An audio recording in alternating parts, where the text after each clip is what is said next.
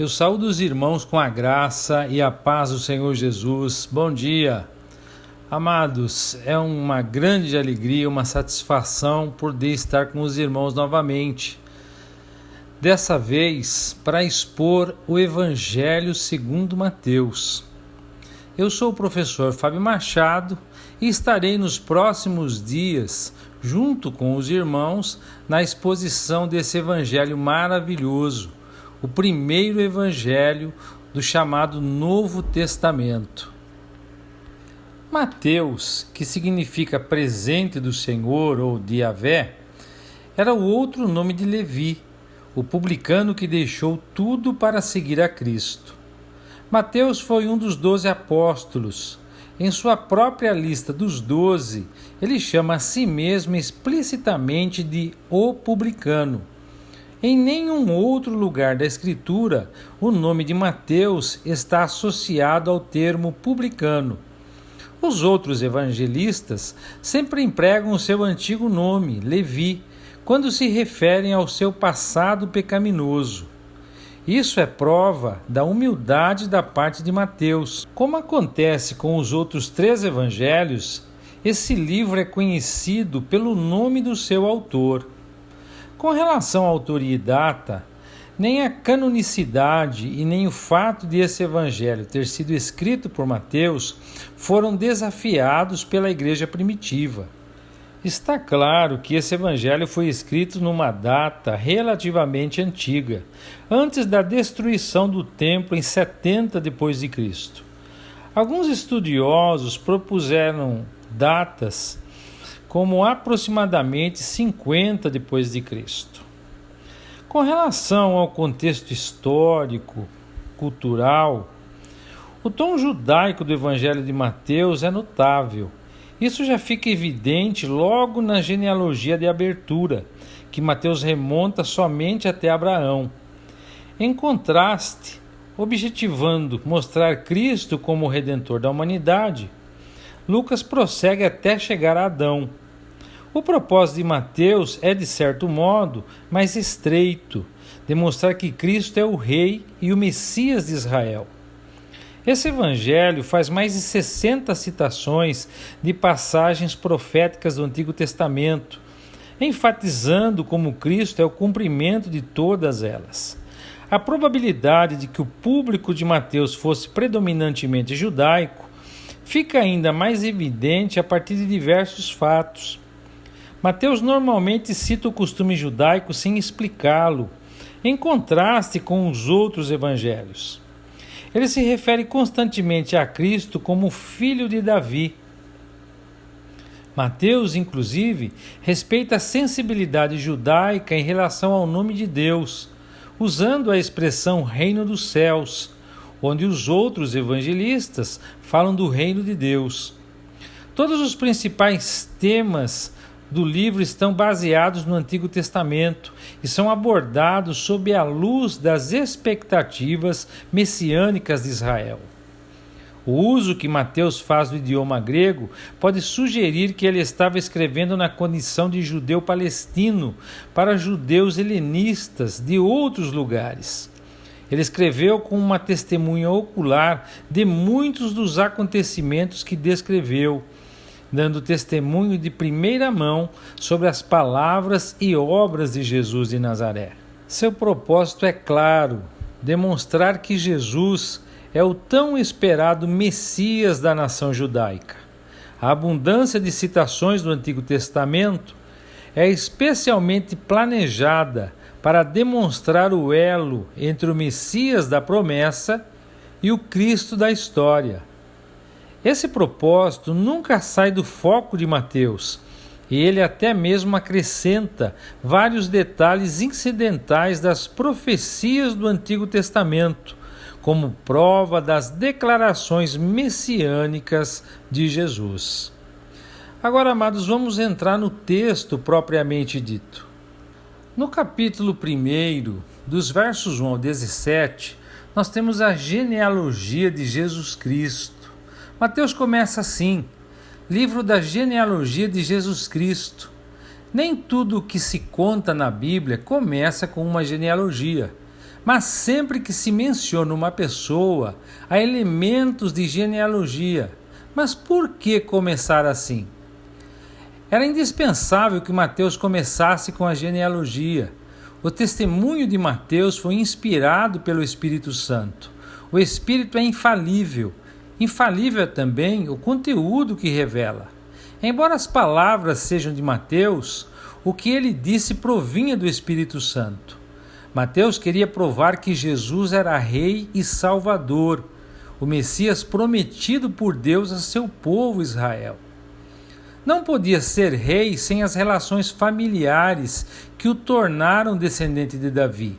Nada provaria esse fato melhor que uma genealogia.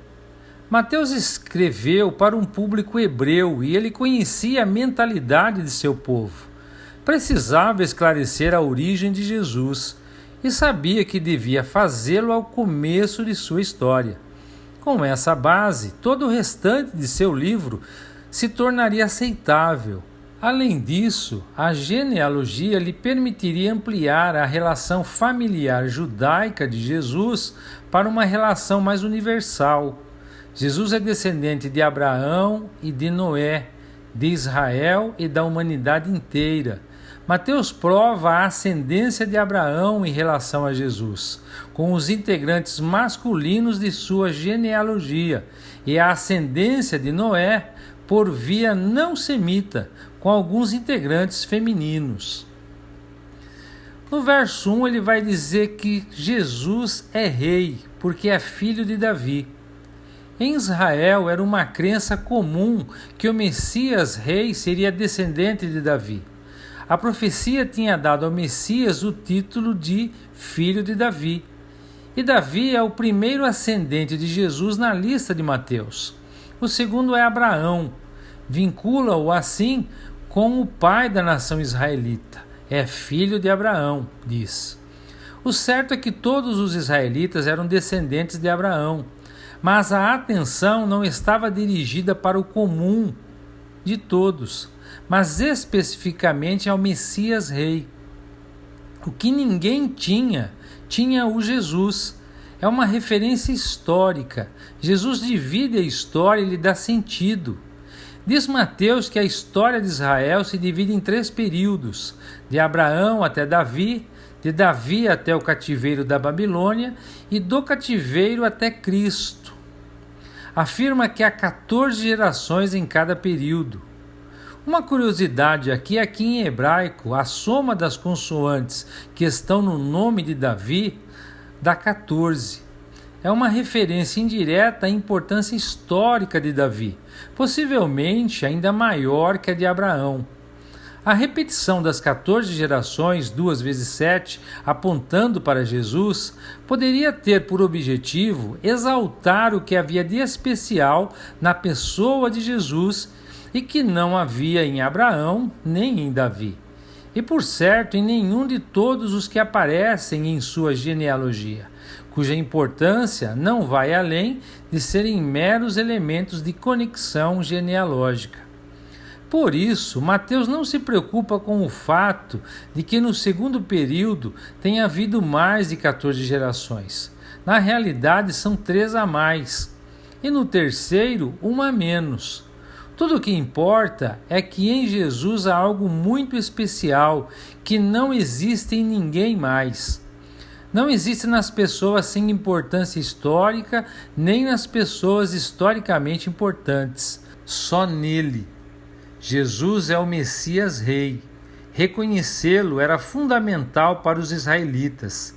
Se não o aceitassem, ficariam sem rei, e sua história perderia o rumo messiânico que até aquele momento tinha tido. Essa importância transcendia a nação, abrangia todo o mundo. Mateus conta a história de Jesus, o Rei de Israel, o Filho do Homem, o Salvador do mundo, unido a nós em tudo o que somos, para nos salvar. No capítulo 1, dos versos 18 a 25, nós temos a narrativa do nascimento de Jesus Cristo. Depois de provar que era descendente de Abraão e Davi, provou que é filho de Deus. A história do nascimento tem esse objetivo. Por isso, Mateus, com toda a simplicidade, diz: o nascimento de Jesus, o Cristo, foi assim. Sua mãe, Maria, estava comprometida para se casar com José, um homem justo, mas antes do casamento aconteceu que ficou grávida. José era justo e não queria difamar Maria. Estava em um dilema: como agir nessas circunstâncias? Deus nunca deixou um justo à mercê da própria sorte. O anjo do Senhor se aproximou dele para auxiliá-lo. Em sonhos disse-lhe: José, filho de Davi, não temas receber Maria, tua mulher, porque o que nela foi gerado é do Espírito Santo. Era o mesmo que lhe dizer: você pertence à família do rei, a quem Deus prometeu um descendente, que seria o verdadeiro rei de Israel, o Messias. O menino que está no ventre de sua prometida é o Messias, foi concebido por obra do Espírito Santo. Será chamado Jesus, porque ele salvará seu povo de seus pecados. Ele cumprirá a profecia de Isaías. É o Filho do Homem, o Imanuel, o Deus conosco. José entendeu a situação. Homem de fé, por isso mesmo também obediente, logo que despertou do sonho no qual o anjo lhe apareceu, fez como o Senhor lhe tinha mandado e recebeu a sua mulher. Sabemos que ele teve profundo sentimento de respeito por sua mulher e pelo que Deus estava fazendo. O texto diz que ele não teve relações sexuais com Maria até que Jesus nasceu. No capítulo 2, dos versos 1 a 12, nós temos a narrativa da visita dos magos. Os magos, sábios filósofos orientais, representam o mundo pagão, possuíam e procuravam conhecimento. Além disso, criam nas profecias que anunciavam o rei de Israel. Quando guiados pela estrela, eles chegaram a Jerusalém. Perguntaram pelo rei a quantas pessoas encontraram. Ninguém sabia. Onde está o recém-nascido rei dos judeus? Perguntaram a Herodes, que estremeceu. Estava no trono de Israel por maquinações políticas com o imperador romano. Herodes não era israelita, mas idumeu. Como seu povo, sempre fora inimigo de Israel. Vimos sua estrela no Oriente, acrescentaram, e viemos aqui para adorá-lo. O conhecimento que possuíam e o que procuravam eram com um objetivo claro: adorar a Deus. Como identificaram a estrela?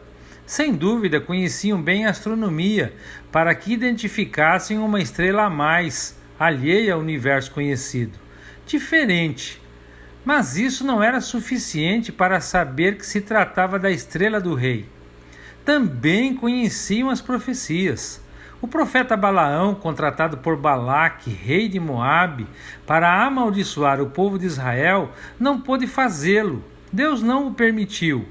Só o autorizou a abençoá-lo e a profetizar bem a respeito de seu futuro. Falando do rei prometido por Deus a Israel, disse o profeta: uma estrela procederá de Jacó, de Israel subirá um cetro. Está lá em Números, capítulo 24, verso 17. Os magos, sábios e filósofos sabiam que o sinal da estrela estava vinculado ao rei de Israel. Alarmaram Herodes com sua pergunta: onde está o rei dos judeus que nasceu? Herodes era ardiloso e ocultou sua angústia com aparente interesse pelas profecias e a revelação. Chamou os especialistas, os principais dirigentes religiosos, a fim de consultá-los. Onde? Perguntou. Onde tinha que nascer o Cristo? Confiava na autoridade de seus especialistas. Apoiados em uma profecia de Miqueias, no capítulo 5, verso 2, responderam que o Cristo teria que nascer em Belém. Eles sabiam a resposta, mas não criam nela, ainda que provinha de Deus. A essa altura, Herodes mudou sua pergunta. Primeiro perguntou onde.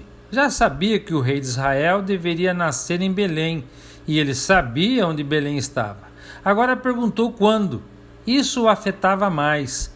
Os magos lhe pareceram mais confiáveis. Eles já conheciam as profecias e vieram no tempo certo. A estrela anunciara: vão a Belém, diz-lhes. E quando o encontrarem, façam-me saber, para que eu também vá adorá-lo. Ele não queria adorá-lo. Destruí-lo era a sua intenção. Nos versos 9 a 12 do capítulo 2, os magos saíram do palácio e, ao cruzar as portas de Jerusalém para o seu novo destino, tornaram a ver a estrela. Seu gozo foi imenso. Estavam seguros de que o objetivo da viagem seria completo. Sob a guia da estrela, os magos chegaram ao lugar onde Jesus estava. Ao vê-lo, reconheceram sua divindade e, prostrando-se diante dele, o adoraram. Esse era o objetivo de sua viagem. Tinham percorrido uma enorme distância e driblado todo tipo de perigos para cultuar o rei dos judeus. Como parte de sua adoração, cada um deles entregou o presente que havia trazido: ouro, incenso e mirra. O contraste entre o simples casebre onde Jesus estava e os custosos presentes dos magos era enorme. Era semelhante à diferença entre a fé que tinham e as intenções de Herodes, que eles não puderam perceber.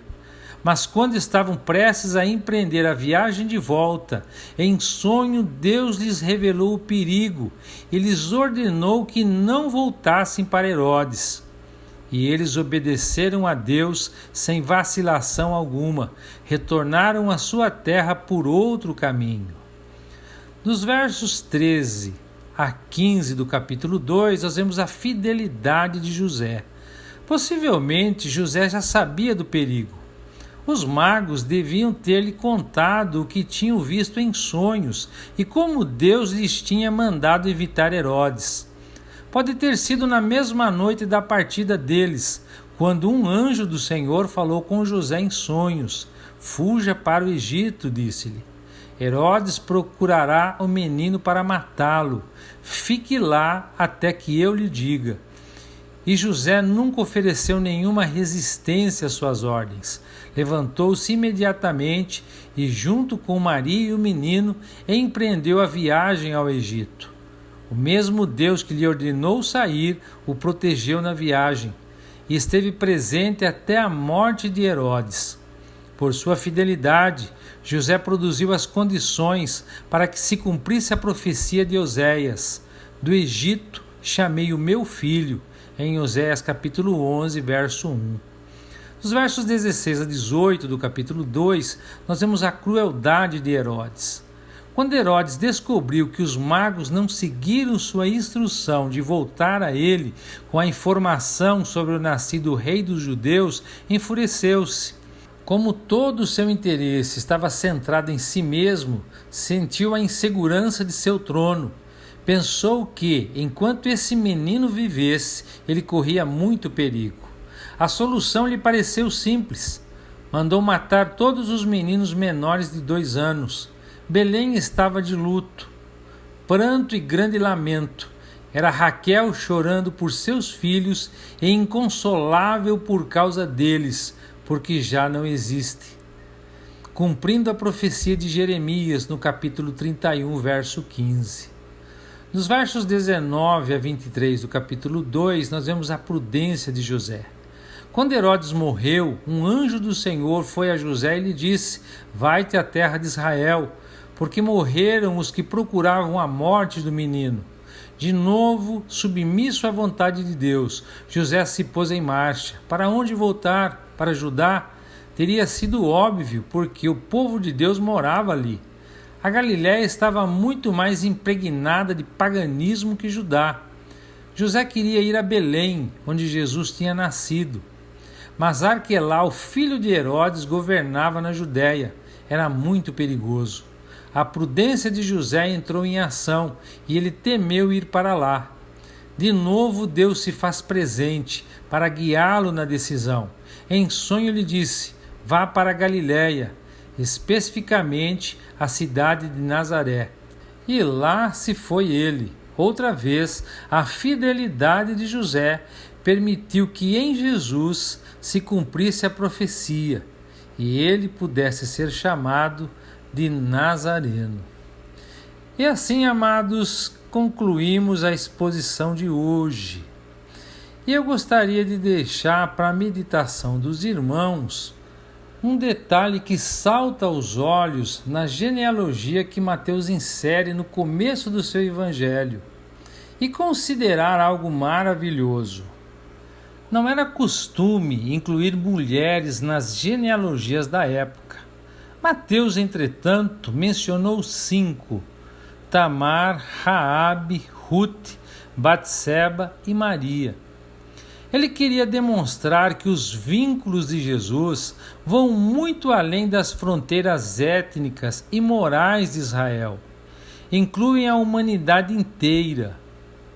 Tamar, embora desprezada por Judá, creu no Deus de Israel com uma fé superior à de um israelita e se apegou à família de Deus com toda a convicção.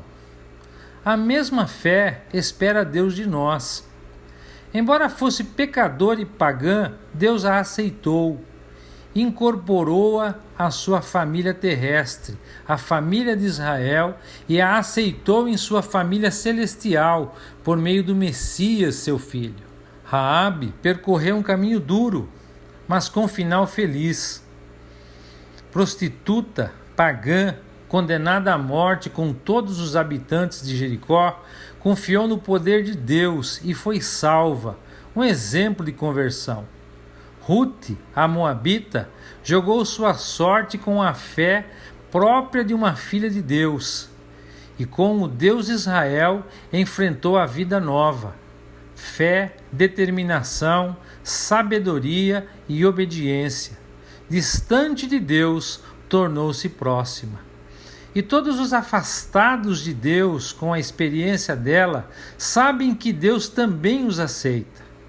Batseba, adúltera, condenada à morte pela lei, voltou para a vida porque se arrependeu. O arrependimento sempre consegue perdão de Deus. Não há outra maneira, só arrependimento. Não há outra forma, só o perdão de Deus por Jesus Cristo. Finalmente, com Maria, todos aprendemos que o plano divino é o melhor e resolve toda a situação complexa da vida. Não importa se é perigosa ou trágica, impossível ou irrealizável, Deus tudo resolve com o presente da salvação e o dom da vida eterna. Que o Eterno os abençoe e até amanhã, se Deus quiser.